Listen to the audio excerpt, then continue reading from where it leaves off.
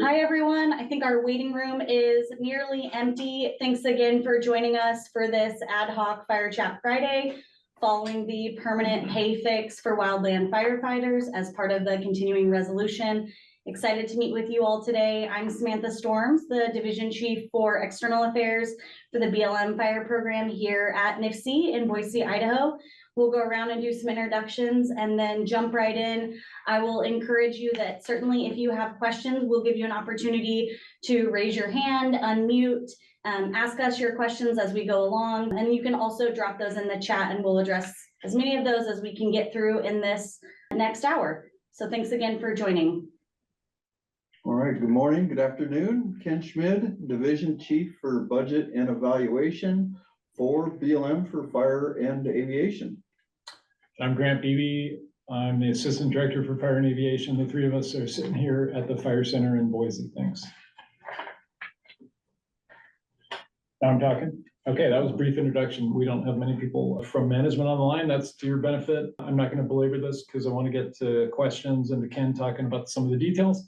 I'll just say, if you'd asked me a month ago whether we'd be here talking about permanent pay fix that got through Congress in this year of all years, I would have bet solid money against it. So that's amazingly good news for us as a program that we're talking about something that got through in permanent legislation, something we've been talking about for multiple years. Essentially what got funded in the CR and approved and authorized in the CR, the continuing resolution that got signed last weekend, was the permanent pay fix that the administration pitched.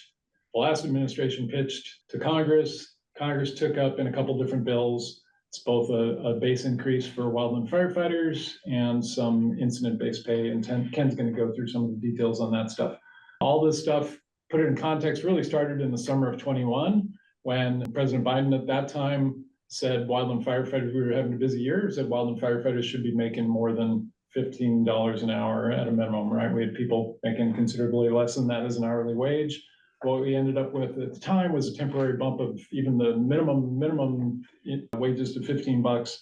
And then eventually we ended up with the bipartisan infrastructure law, or the IIJA, whichever name you prefer, in the in the fall of 22, that temporarily raised everybody's pay 50% or $20,000, the lesser of the two, as many of you know. And that was always intended to be a temporary fix. I'll say Congress, in their original language, really thought they were talking about on-the-line firefighters. That was the way they were targeting their pay fix. And I think what you're seeing now is that emphasis on folks, for the most part, who are on-the-line firefighters. But as you know, the original bill that got implemented as part of the bipartisan infrastructure law and this pay fix has broadened that approach, and it's looked at everybody who's got special fire retirement in the fire program. So it's not just primary firefighters, not just on-the-line folks, it's also folks in management positions and dispatch positions who have special firefighter retirement.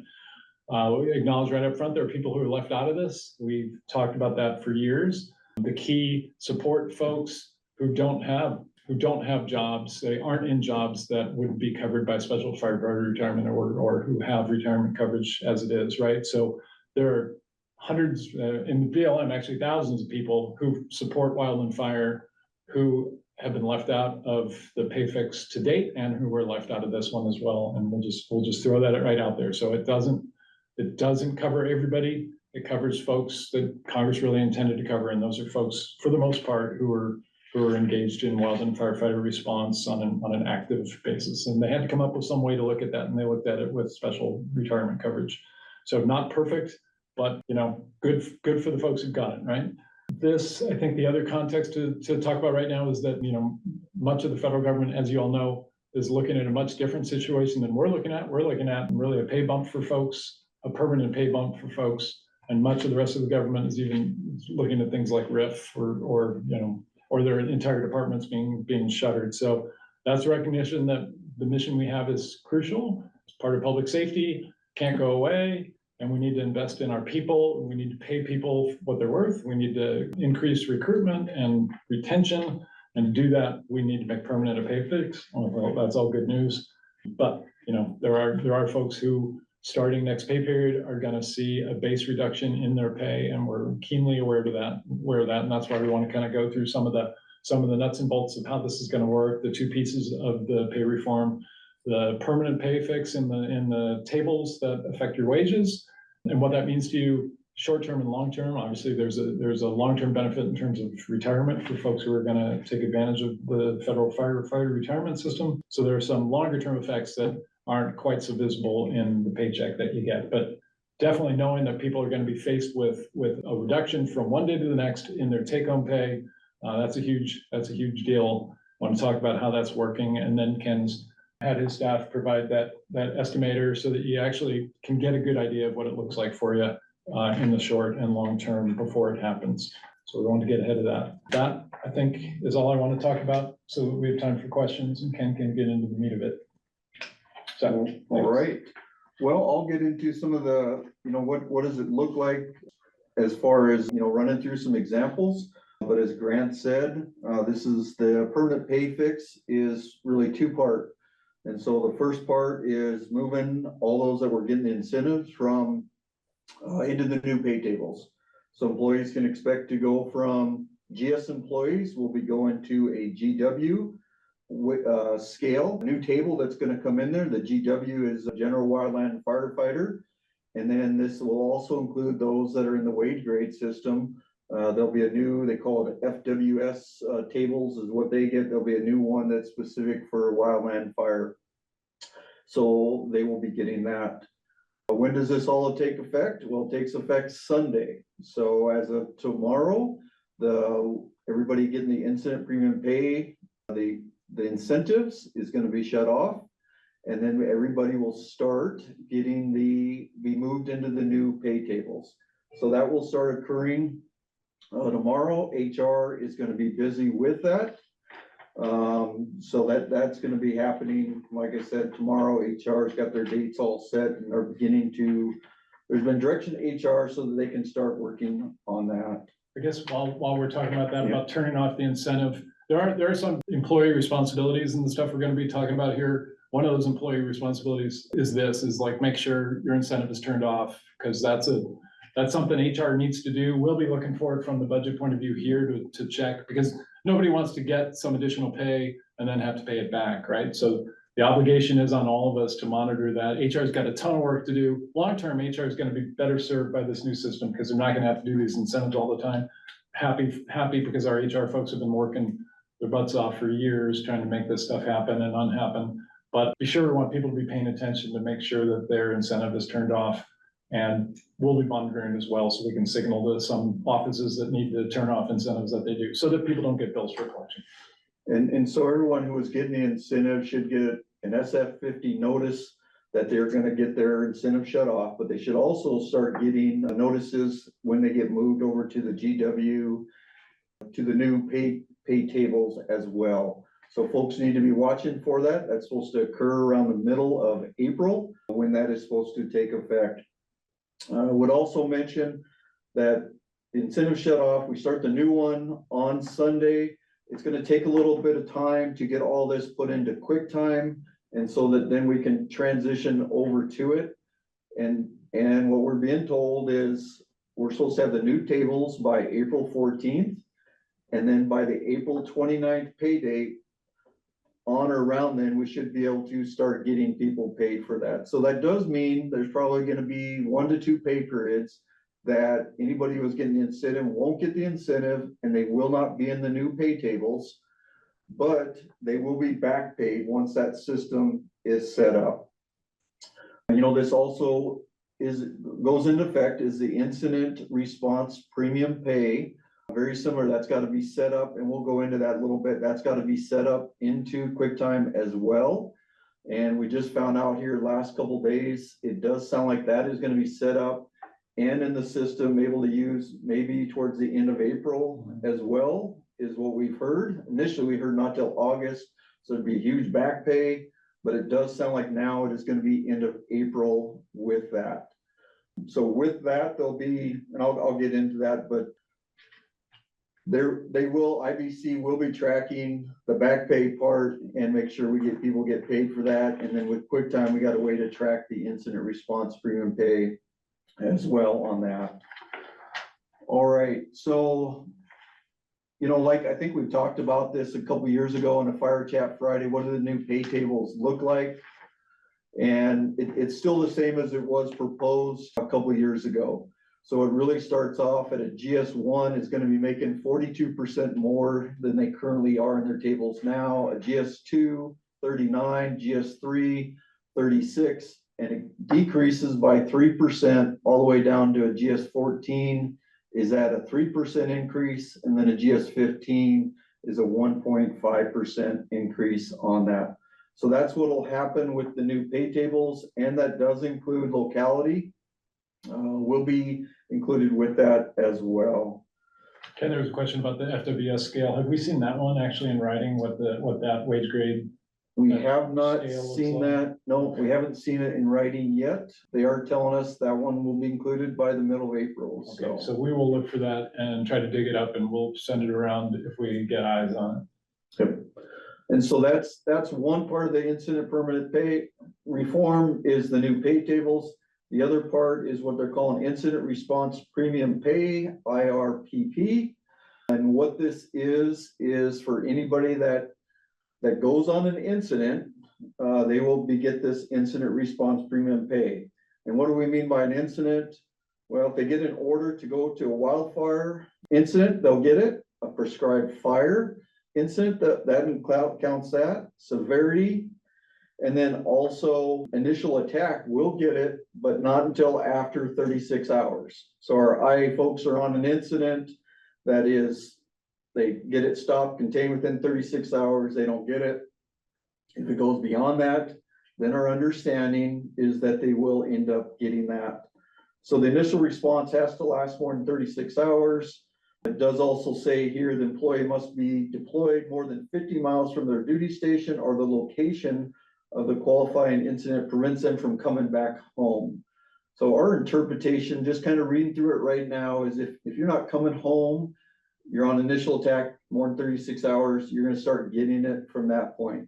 If you go out on assignment somewhere, you're away from home, you're gonna get it. The question we've been seeing is, well, what about dispatch? What about cash? And what about those that are sitting home working for an incident that's somewhere else? Our understanding is those individuals will not get it. This is really, our understanding is you've got to be away from home in order to get this. The particulars are still to be worked out. OPM, the Office of Personnel Management, has developed the guidelines and direction. They've got it right now to the Department of Interior and Department of Ag. They're supplying some comments back to OPM, and then OPM is gonna, hopefully kick this out in the next week or so, because like we said, it starts on Sunday. Let's pause for one Yep. second and take a couple of those questions as they're coming in, so we don't lose sight of them. You bet. Break in service, so the incentive went with the job, not with your coverage, right? So you could be in a fire covered job, but not getting fire retirement, and so the incentive went with the job, not with whether you're in 6C or not. So if you're in a secondary job, but you never were primary, but you're in a secondary job, you would still be on this new fire scale. Sorry, I've already lost it. GW. I should remember GW. So you'll be in the GW scale.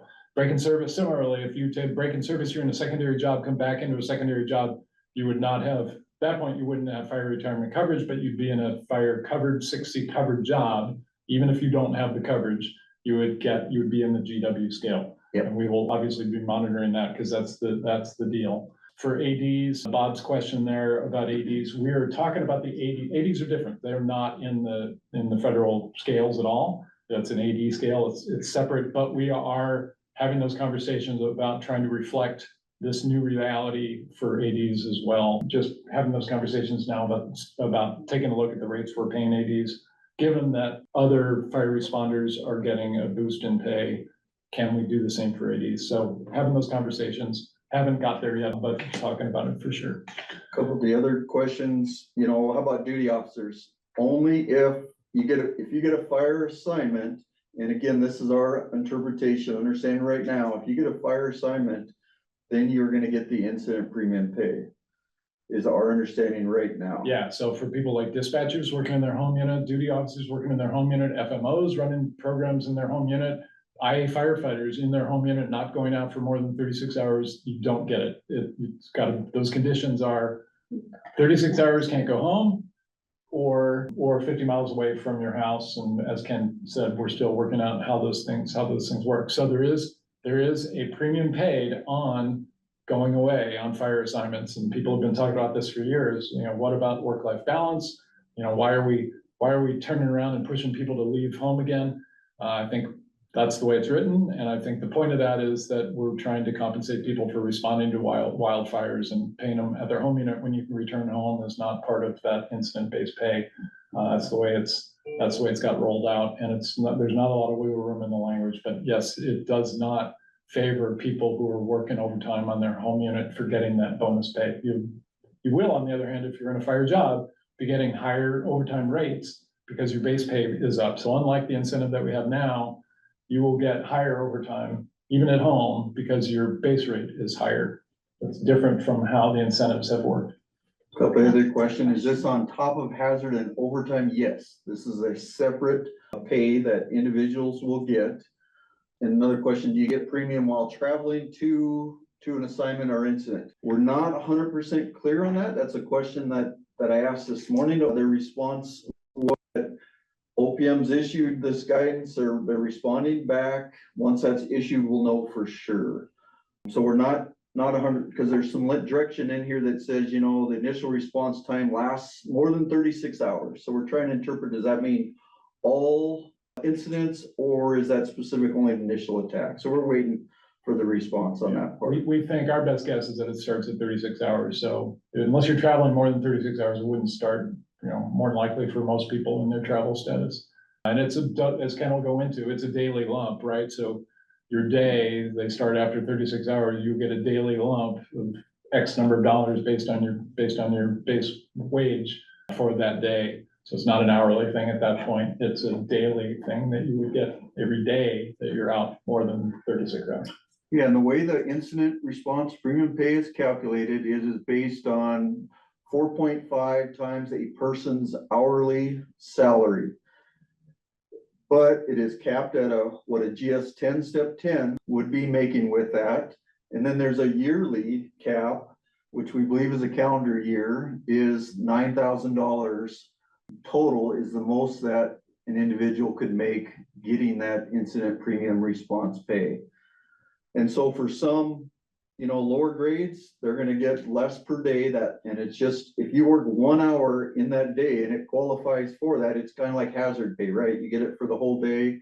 This is gonna be similar. You get it for that whole day that it qualifies for that. So you get that one lump.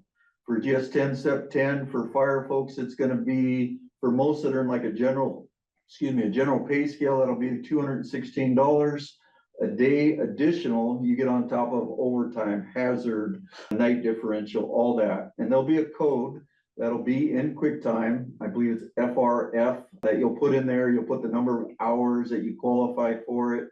Although when it computes, it'll just be based on, again, your hourly wage times 4.5 until you cap out at a 10 step 10 with that. Still answering the questions. Yes, the GS scale will continue to have step increases. IA question from land, basically 2, right? Because your first day is free. Your second day, you get that incident pay for the second day because it's more than 36 hours, right? At hour 13, you're above 36. And then for the third day, you get it. So that would be 2 days of IR, whatever the hell it is, of incident pay. I'm confused with RPGs. You get 2 days of the incident pay on that 3-day incident.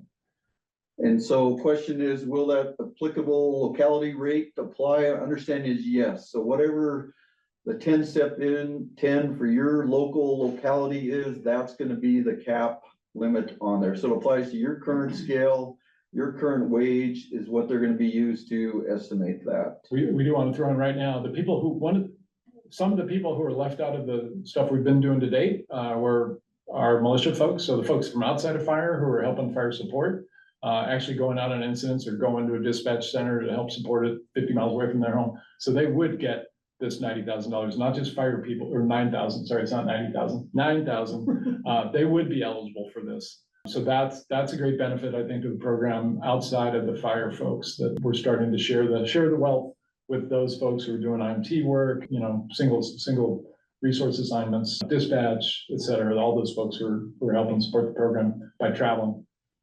Yep, so great incentive to hopefully get more people involved, but it does include everyone, like Grant said. Where can we find the GW pay scale and the information? It's coming. It's not out there yet. That's what OPM is working on, and hopefully it will be released soon. Let's see, incident response premium pay for going on assignments, but not for militia, correct? No, it is for everybody, as we just explained. So that's great. Everybody's gonna get that, and in the estimator we got, it does show that as well with their. Talking about employee responsibility, one of the things, they rushed to get this out into QuickTime and the pay systems to get the incident-based pay included. As Ken said, they were gonna do it in August, their next refresh of QuickTime. So that's the good news, is it's gonna be available to us in April. The bad news is, one thing they couldn't build in as a governor, so we'll be talking about it as we go along, but when people hit $9,000, we need to turn the incident-based pay off so that they don't get a bill for collection and being overpaid. So as we move through the fire season, we'll be monitoring that, and we'll want employees to monitor it themselves so that they don't claim more than $9,000 in incident pay and then have to pay anything back. In August, they should update the system so that the system won't pay you more than $9,000. But until then, we will want people to help us help them by monitoring that pay. Yeah. Question, would dispatchers get this when they go on assignment to help another dispatch center? Our understanding is yes, it does include severity assignments with that.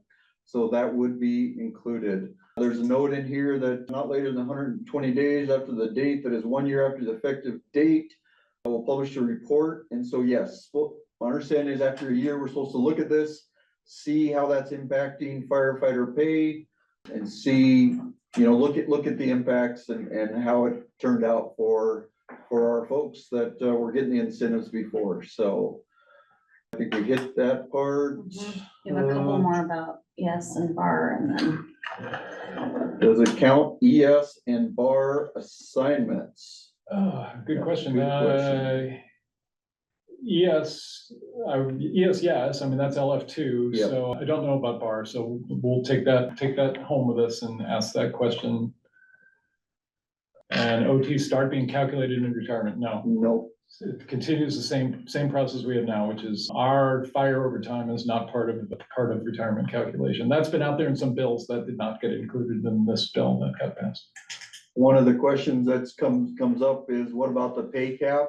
With the new pay tables, people will be getting paid more, right? So before that 20,000 wasn't counting towards the pay cap. Now people are getting paid more with the new pay scale, and that will count towards the pay cap. In addition, incident premium response pay will also count towards that pay cap.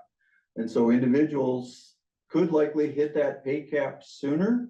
I've discussed or sent messages to OWF this week asking, hey, are we talking about the pay cap? And, we've had relief from it for the last several years. And they said, good point, that people are going to hit it. And so they brought that forward to OPM. So those discussions are ongoing, and we'll see where that goes. But hopefully there'd be some relief, but we'll see with that. So. And there's no change as far as we know, there's no change to the rules on exempt, non-exempt, fire overtime, true overtime. None of that changes in this. Though your overtime rates do go up on this if you're a fire person. So do exempt employees still fall under FLSA and receive true overtime? That's what I was just trying to. Oh, that's what you're saying. Yeah. Okay. I'm trying to see what happens when I'm trying to think ahead. Yep. How about your calculator? You want? All right, let's jump into some examples and take a look at what this means. And I'll go ahead and share this. Hopefully you've got the link to it or you've got information about it, but if you haven't, I'll just dive into where this is located. And Sherry's gonna drop the link for this. It's our BLM Fire Intranet SharePoint page. She'll drop that in the chat, but we'll also include it when we send out the recording in case folks need to share it beyond today.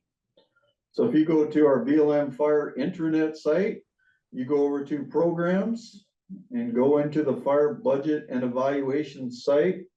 we have a counter on there. We know not many people went into it, but now this week we know many of you have, All so of a that's sudden you're, great. all of a sudden you're getting hits. Yes, You need to monetize your. now we're getting hits on You it. should be charging a nickel for Popular site. every time somebody does a calculation on the calculator. So We could solve the deficit. yeah, now if you go to our budget and evaluation, go to budget information, scroll on down here. And this is where we'll keep trying to add information to as we get, you know, the new tables, we get the clear direction with IRPP, we'll add that in here. But for now, what we did is we did put together what we call a pay rate and compensation estimator. And what this is taking the information that we know it and putting that together so we can try to run through some examples of, you know, how's this gonna impact our firefighters and those that were getting the incentives. If you click on it, what it does, it brings it up, but you can't use it, right? Let's see if I can shrink that up. But the calculator is there. It's got multiple tabs. The bottom one is a fire pay estimator, and we'll get into that. It's also got firefighter retirement impacts, because the one thing we don't talk about with new pay tables, we're gonna have new firefighter retirement impacts with that. There's a non-fire pay estimator, so a nice tool that those that don't get the incentive can now, you know, put their numbers in there, get some information, look at the IRPP, how that impacts there. And then lastly is a complete pay table. Let me jump out of here and I'll jump to the actual example of this where we can do some work on it.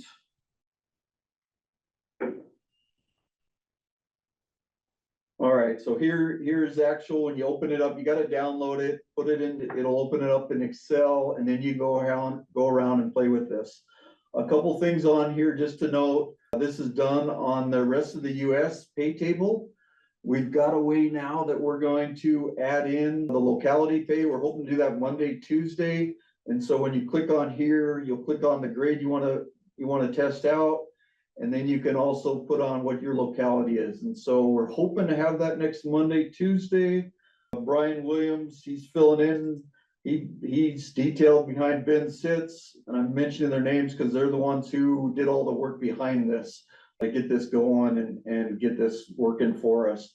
Anyways, when Brian comes on Monday, we'll get that added in there as well. We're also going to add in a firefighter or a retirement calculator for those that aren't under fire retirement, just so you can kind of see and compare some of the things with it.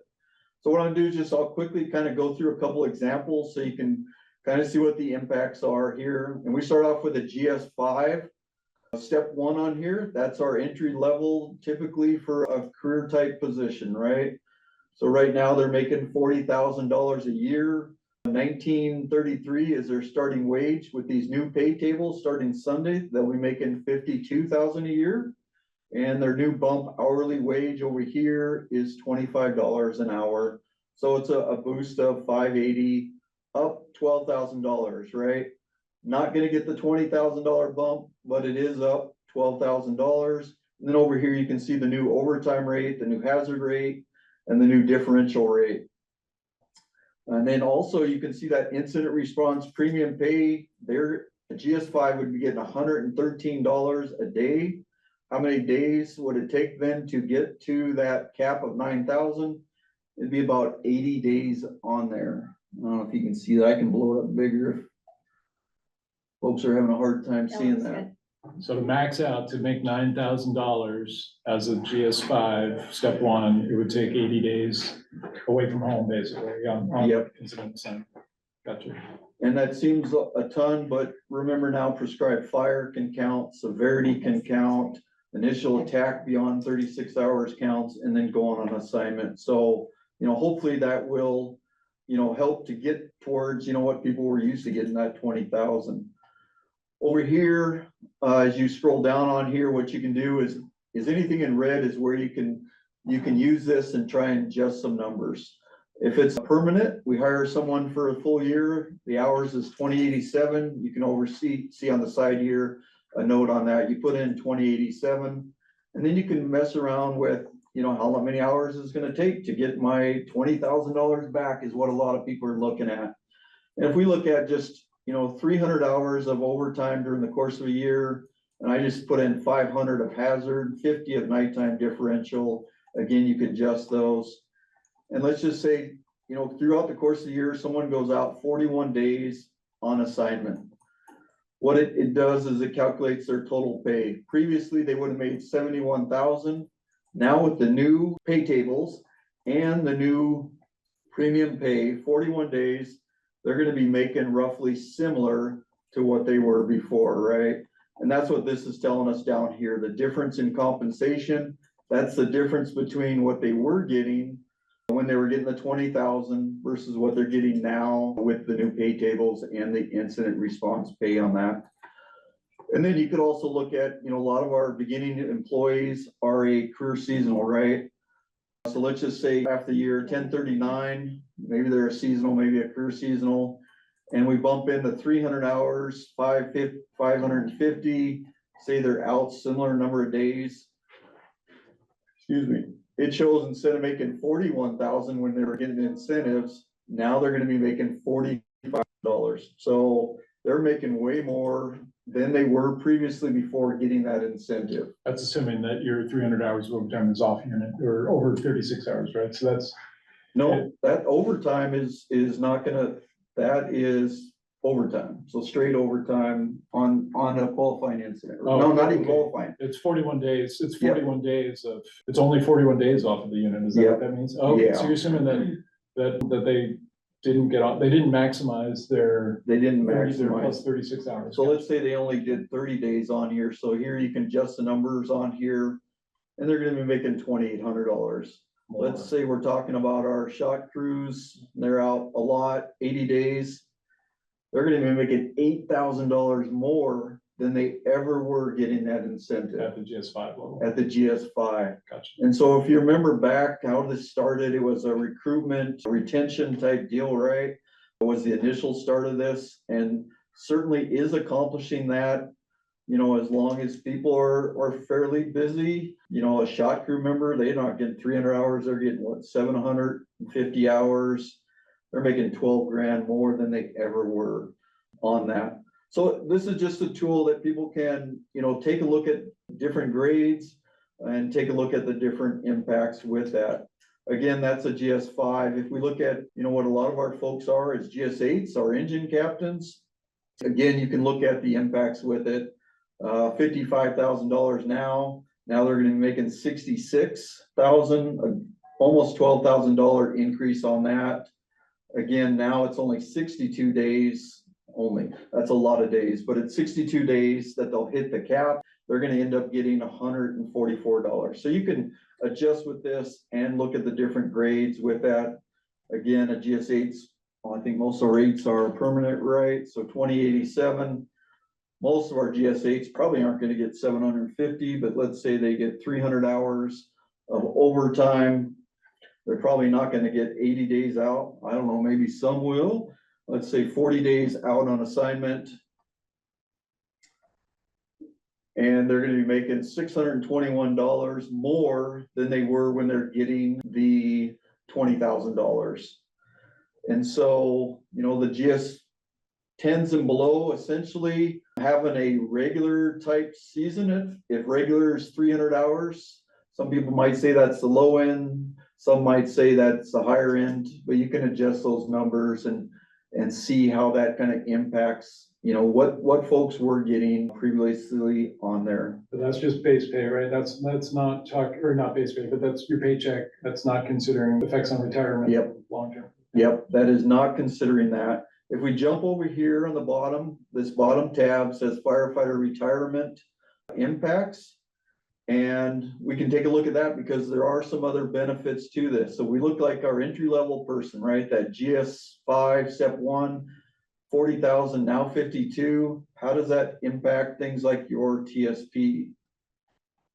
So now the hourly rate change, the biweekly rate, there's a difference there. So your matching part goes up almost $5 a pay period, and then your contributions, if people choose to do the 5% matching, which, man, I hope we're telling people to do that. There's a difference on there. So you can see the biweekly difference right here, 77 to 100. So what, $22, $23 on that. Over the year, $600 is the increase in annual contribution to your TSP. And you might- From the government, From the government. not out of your check, but that's what the government increased. That's the government So that's like increase. free money. So you look at that 602, you say, well, that's not a lot, right? But you're an entry level person and you make this a career for 25 years, compounded that interest. I ran the number and it's like an extra over $3,000 that's into your retirement. That's year one. Then you keep adding that all up in there. And so that does continue to each year, you're getting that extra You need the $3,000. compound interest calculator, but Yes. that's more math than maybe your calculators do. That's the fun stuff. So just a quick deal. Let me just look at it. One more example, because I know this one comes up a lot is, what about our higher graded folks? How is this going to impact them? Our GS, 11s and above, it is an impact and we recognize that. And that's been relayed above and it's been institutionalized at $20,000, right? But again, it was intended for those lower grades. You're gonna get some other benefits with this. The salary does go up, like a 13 goes up $6,000 from what it was. That's gonna go into retirement. That's gonna go into TSP, things like that. But do understand there's a difference with it. You can see here the incident premium pay, that does cap out for that GS 13, 216 a day. They go out 41 days, then they're gonna end up hitting that cap. And then you can see the differences there. And then you can look at some examples, full year, 300 hours for GS 13. That's probably a fair amount, quite a bit for a district FMO. For some it is, some it isn't. Again, you can see on there, let's say they only go out for 2 assignments. So they qualify. You can see they're making $5,000 less than what they were before. And you can play around with it. You can say they even max out, what was it, 41 days? And it looks like 42 days on this one. 42 days, they hit that 9,000 with their overtime. They are still gonna be making less than that 20,000. That's just how it's gonna work out for those upper grades for now. But like we mentioned, there are some other impacts. So if we look on here with retirement and TSP, and let's go to that 13. Step 1. So we go to 13.1, they're going 105 to 111. You can see the TSP impacts, they're making an extra 315. Theirs isn't gonna have that many more years of compounded, but it's an extra 315 a year, right? And then you can go down here and you can look at the retirement calculator part of this. And so now, if you think about it, someone that was at a certain level, they're gonna be making the higher amount here. So in this case, let's say their average goes from 105 to 111. There's a bump in their annuity for FERS retirement. And then you can mess around with this and say, let's say they go 5 more years. So they go 25 years total. Here's the difference in their annual annuity, $41,000 versus $43,000. So that's an extra $2,500 a year. And then look at, the lifespan of someone beyond when they retire, 30 more years at an extra $2,500. So, that's an extra, $75,000 that gets put into people's retirement. Hopefully that kind of offsets some of those differences between the 20,000 and what they're getting now. It's an added deal to it. Before, remember, the 20,000 did count towards retirement. Now these new pay tables, all that does count towards the retirement. I'll jump in, Ken, if I can. Yep. I mean, this is from day one. I mean, we've understood some of our key positions, manager positions are GS 11, 12, 13 managers who don't have the opportunity to go out on a lot of fire assignments necessarily. And it'll be hard to max out the $9,000 and that this is less than they've been getting under the bill. 100% understood, 100% concerned about appearing like the government's appearing not to support folks who are so critical to our fire program. We've made the argument.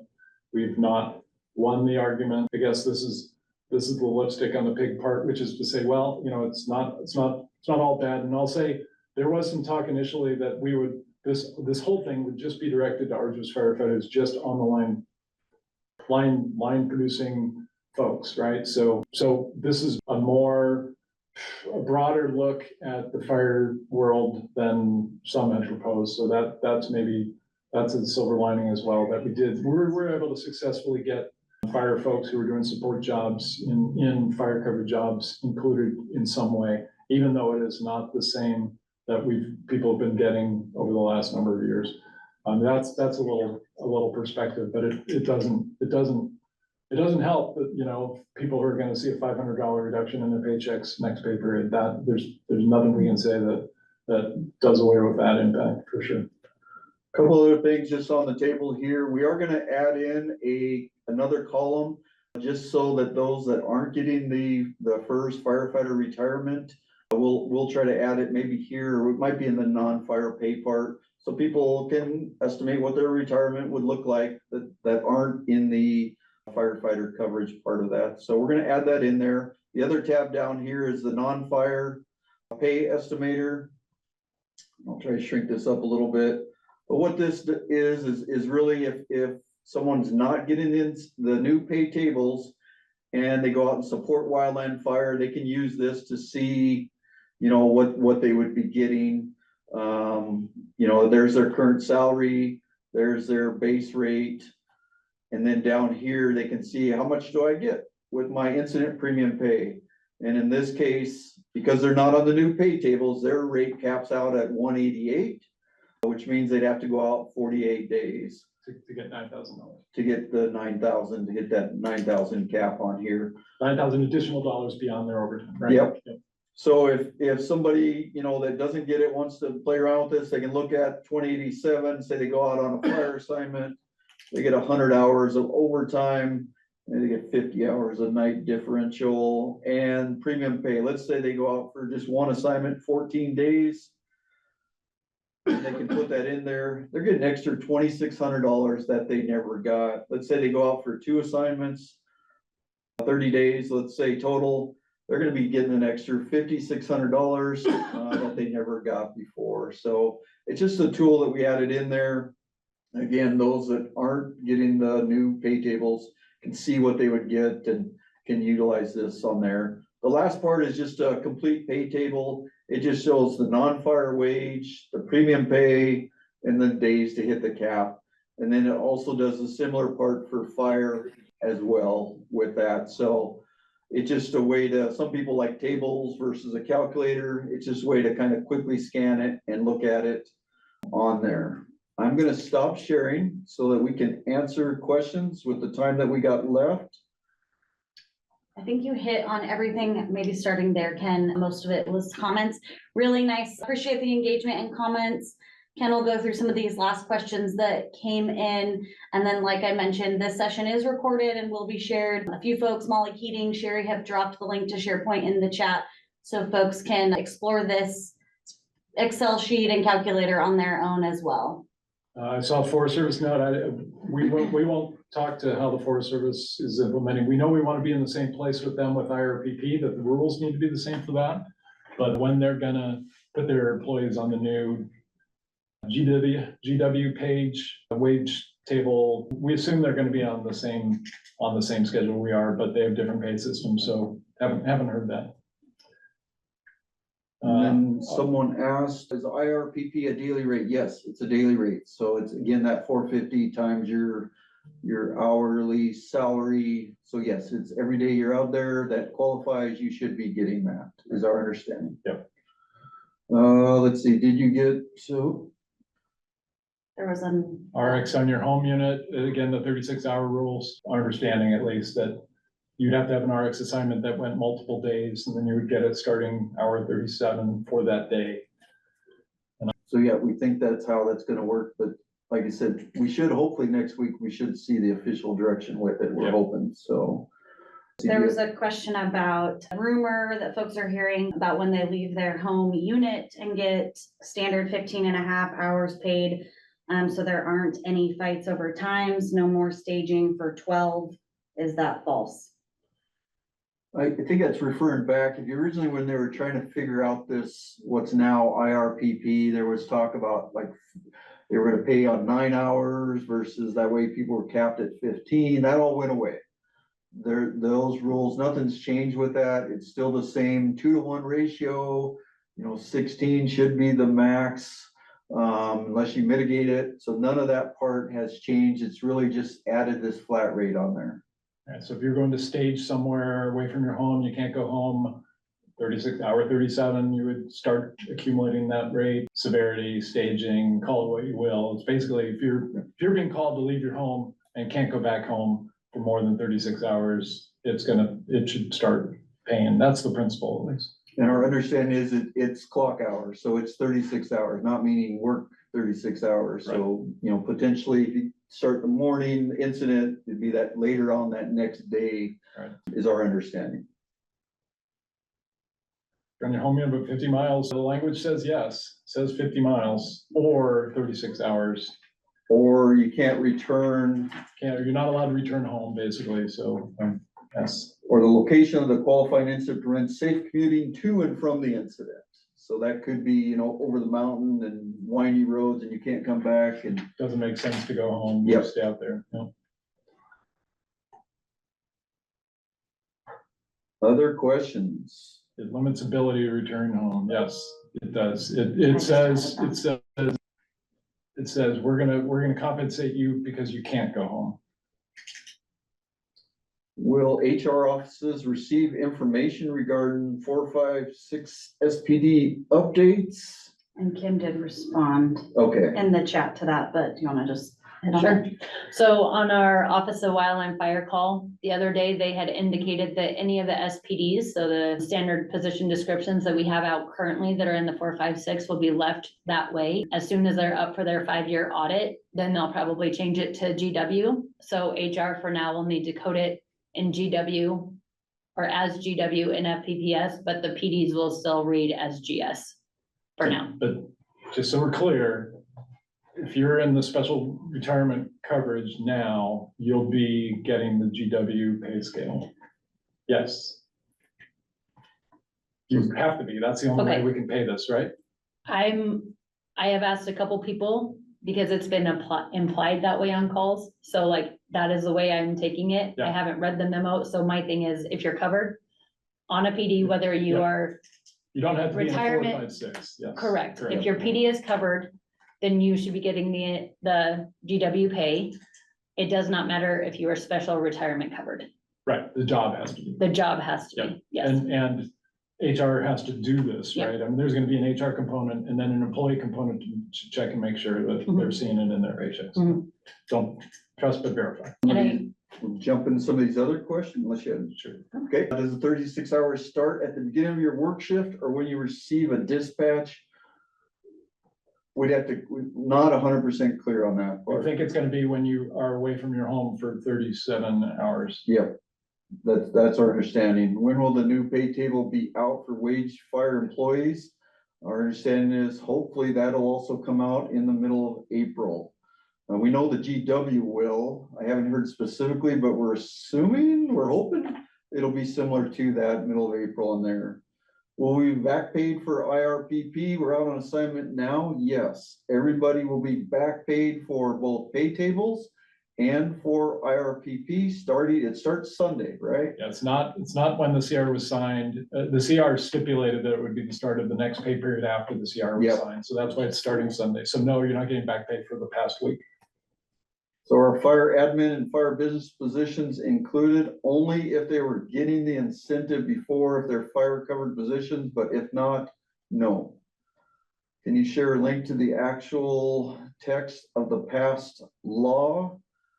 Yeah, I can dig it Lynn, up. I'll include that in the recording link. With the news release from the department, the continuing resolution link, we'll include all of those resources when we send out the recording. Yeah, I want that too. I was looking for it today. Where is the actual text in the law? I haven't seen Yeah. it. Thanks for the question. Because the CR actually refers back to a bill from last year that then implements it, but yeah, we can provide that. Here's an important one. Yes, Congress gave us $33 million in this budget to complete the pay scales in budgets. So we will have some amount in fuels and preparedness to actually fund this. So yeah, Congress gave us the money to pay for this. They gave us more than half the money last year, and they're giving Yep. us the rest of the money this year.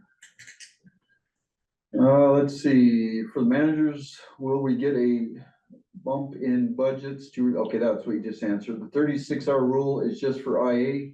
We're not clear on that. We're assuming it's more than just IA, but we'll provide information as soon as we get that. But if you're going to a large fire, you still need to be away 36 hours, right? So if you get an assignment in California for some god awful fire in Southern California, you don't get it from the moment you leave, you get it after you've been gone 36 hours is our take on it right now. But we got to write all these rules down so that people know when to Yeah. charge. Yeah. Do 2151 dispatchers get this? Do they get the incentive now? That hasn't been covered, and so maybe that will come out when the final guidance is out, what we're gonna do with the 2151s. So we're trying While to we try to get them. we're trying to get all 456. dispatchers in 456, which Yeah. would settle that issue. Yes, but for between now and when that PD comes out, I don't know. Yeah, you have to have fire coverage to get this. Yep. And so, but our goal is to get Yeah. OPM to sign off on all the 456 dispatch positions that we want, and yeah. that would So be based on the rules, right this second, no, until we get the new PDs out, but Do you anticipate issues for those who are waiting for a career ladder promotion to come into effect? I don't think that is particular to this, right? Yeah, and my bracket had Creighton losing already, so I don't care. Oh, no, I need Auburn. Yeah, Auburn, Let's see. Auburn's gonna kill them. Where can we find the confirmed text? Are you all referencing that Sam's put a link in there? Do y'all see people abusing, swapping duty locations? Oh, gosh. We hope not, right? We hope people follow the rules and the guidelines that are in this, requirements that are set on this. So again, that they'll be monitoring with it, especially like the $9,000, how we're gonna do that, how we're gonna, monitor the 36 hours part. So there's a lot of rule sets to be looked at and figured out, but they'll be coming. But certainly we hope people won't be abusing that. Let's see, how are we gonna track the premium pay? Are the timekeepers responsible for tracking how many hours people have been earning? That part we still gotta figure out. Our understanding is QuickTime may not track it, so And it's not how many, well, it's hours and dollars, right? So It's- it's $9,000 or, yeah, you can only get 41 hours worth of overtime. To me, if I'm somebody who's getting this, I'm gonna be monitoring it myself as well, but I think it's gonna be on everybody's plate to monitor it until the governor's in the system. yeah, I would think most people look at, I'm a GS8, it's gonna take me 65 days. Track your days, but someone's gonna have to track it, right? We're gonna have to keep an eye on it, but we haven't figured that out. yet. Timekeepers aren't gonna have to pay back the overpayment. An employee is, so if I'm an employee, I'm monitoring this and not putting it on my timekeeper to monitor it for me. I think that would be personal responsibility that we should ask of everyone. Says, will this information make it to the 25 Orange Book? Yes, we just went through the Orange Book this week, finished up our edits, but we're holding to do anything with it until we get the information on here, so then we can incorporate into that. So your fire incident business people will look to add that for sure. So make an Excel spreadsheet, track your own business time. Good suggestion. advice. So. So I think with 3 minutes left, we will wrap. I want to give Grant an opportunity to close us out. But certainly with over 450 people joining us, knowing some of you are sitting together with multiple people in a room, we knew this would be a popular Fire Chat Friday. We will continue the conversation as information evolves. But thanks for joining us, and let Grant close us out. Okay, I want to thank Ken for making the calculator available. It's a good lick, and we're trying to give people all the information that we have. I'll say again, we know there are people left out of this. Doesn't mean that, all of us at this table are left out of this. I'll just say that, right? So we got all sorts of people who are, we think, at least we like to think we're critical to the fire program, and we're not part of this, but we're fighting for it. So know that we are trying to do the best thing for as many people as we can, and we know that people are gonna be left out. Dispatch is a huge hole. We're working to fill that hole.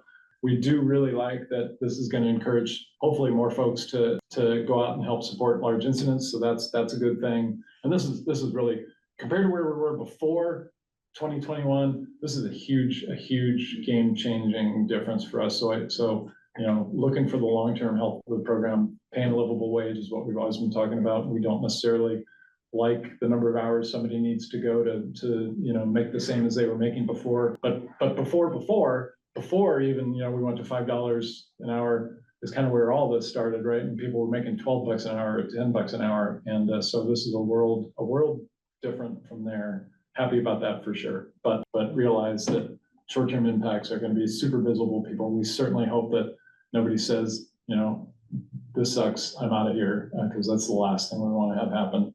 We do want to be cautious that people are abusing the system to maximize their earnings, but abusing the system to maximize earnings it's been around as long as I've been doing fire, and that's been a long time. So I think it's up to managers to manage and to keep track of folks and not do things that are silly just to maximize income. It's always been that way. You know, name it. We've seen it, and we need to be responsible with people's money, as always. But super happy we're here talking about this. Thanks for hanging around with us on a Friday. We will try to improve the calculator as best we can and give you as much information as we can when we get it. We got wage grade on our minds about sharing that and trying to figure out the rules that we're all going to live by with this IRPP. Thank you, Sam.